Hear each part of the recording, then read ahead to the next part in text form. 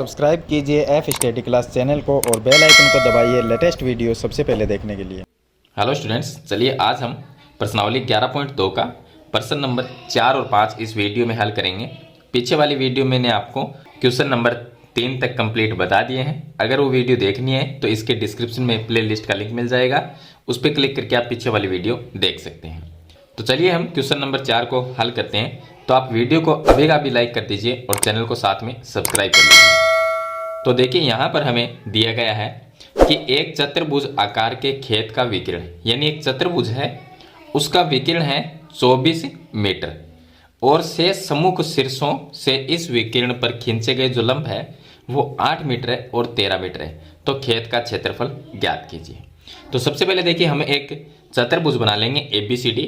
उसके अंदर एक विकिरण बनाना है, क्योंकि एक विकिरण की जो लंबाई है वो 24 मीटर दी गई है। तो एक विकिरण बना लेंगे, तो हम AC विकिरण है वो बना लेते हैं। तो देखिए ये AC विकिरण हो गया। अब जो एक विकिरण है खेत का विकिरण, उसकी लंबाई 24 मीटर है, तो ये जो विकिरण हो जाएगा ये 24 मीटर हो जाएगा। उसके बाद में शेष सम्मुख शीर्ष, अब सम्मुख शीर्ष कौन से रह गए? इस विकिरण के सामने एक तो शीर्ष ये रह गया और एक ये रह गया, ये दो शीर्ष और रह गए। इनसे इस विकिरण के ऊपर लंब डाले गए हैं। आगे लिखा है कि शेष सम्मुख शीर्षों से इस विकिरण पर खींचे गए लंब, तो हम इसके ऊपर लंब बना देंगे। तो एक तो हम इस तरह से लंब बना देंगे यहाँ पर। तो यहाँ पर देखिए हमने दो लंब डाल दिए, एक तो ये हो गया और एक लंब ये हो जाएगा।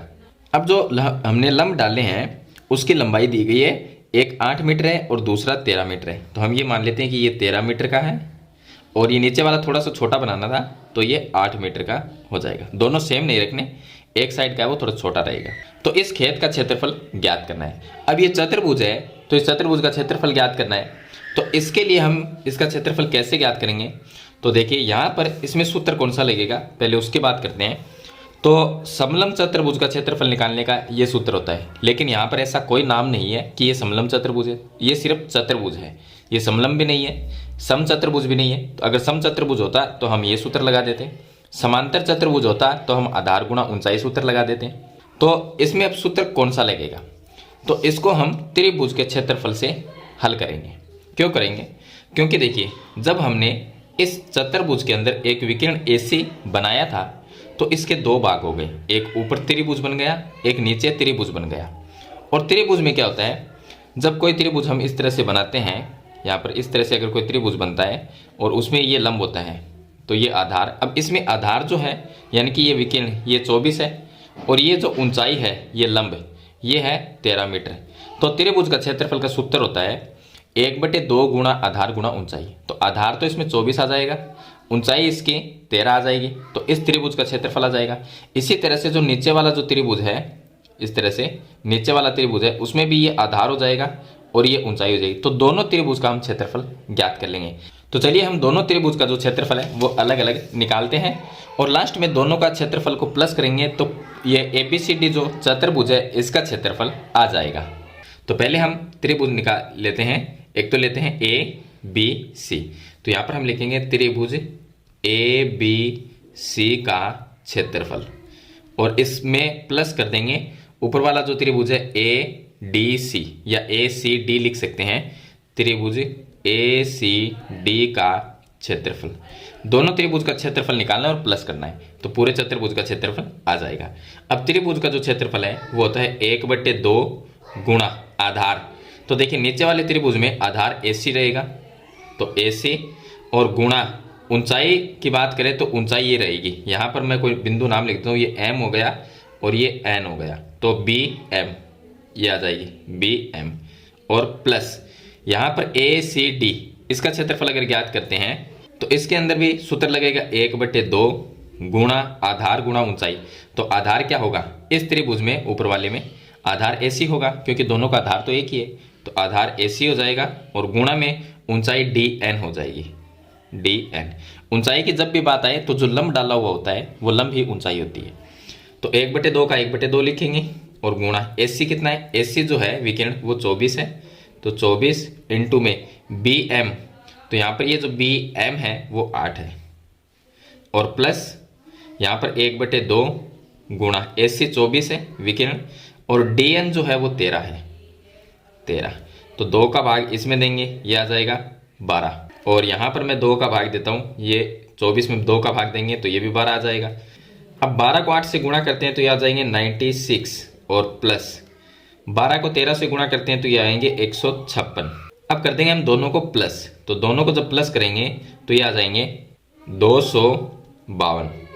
अब ये 252 है, सभी के मीटर लगा हुआ है तो इसके भी हम मीटर स्क्वायर लगा देंगे, तो यहाँ पर आ जाएगा मीटर स्क्वायर, क्योंकि क्षेत्रफल है वो हमेशा स्क्वायर में होता है। चलिए इसी के साथ हम प्रश्न नंबर 5 को भी हल करते हैं। तो देखिए प्रश्न नंबर जो 5 है उसमें दिया गया किसी समचतुर्भुज। अब समचतुर्भुज वो होता है जिसमें चारों भुजाएं बराबर होती हैं, तो यहाँ पर हम एक समचतुर्भुज बना लेते हैं इस तरह, जिसमें चारों भुजाएं ही बराबर होगी। तो इस तरह से हम एक समचतुर्भुज बना लेते हैं। अब इसका नाम लिख देंगे ए, बी, सी और डी, ये 4 भुजाएं हो गई इसके अंदर। इसने लिखा है कि समचतुर्भुज का जो विकिरण है वो एक विकिरण तो 7.5 सेंटीमीटर का है और दूसरा 12 सेंटीमीटर का है। तो यहाँ पर ये एक विकिरण तो ये हो जाएगा इसमें और दूसरा विकिरण ये बी डी हो जाएगा। तो इसने लिखा है कि एक विकिरण है 7.5 और दूसरा है 12 सेंटीमीटर, तो इसका क्षेत्रफल ज्ञात करना है। तो देखिए सिंपल है बिल्कुल, तो इसमें हम लिखेंगे कि समचतुर्भुज का क्षेत्रफल, समचतुर्भुज के क्षेत्रफल का सूत्र होता है 1/2 गुणा विकिरणों का गुणनफल। तो यहां पर हम लिख देंगे विकिरणों का गुणनफल, ये इसका सूत्र होता है। अब यहां पर 1/2 का 1/2 आ जाएगा और विकिरणों का गुणनफल मतलब है कि 2 विकिरण जो दे रखे हैं उन दोनों का गुणा। तो एक विकिरण तो है 7.5, तो गुणा में 7.5 और गुणा में आ जाएगा दूसरा विकिरण 12 सेंटीमीटर, तो ये आ गया 12। अब 2 का इसमें भाग देंगे तो ये आ जाएगा 6 और 6 को हम गुणा कर देंगे 7.5 से, तो 6 को 5 से गुणा करेंगे तो ये आ जाएगा 23 और 23 का 0 और 6 को हम 7 से गुणा करेंगे तो 42 और 3 प्लस कर देंगे तो ये आ जाएगा 45, यानी कि 45.0, इसका मतलब आ गया 45।